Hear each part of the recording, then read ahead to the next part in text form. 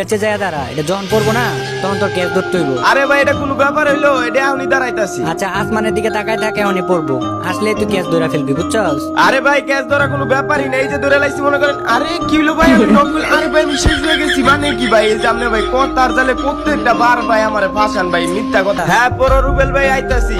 তাড়াতাড়ি আয়। হ্যাঁ ভাই পড়ছি। কোন কি হইছে ভাই এনো?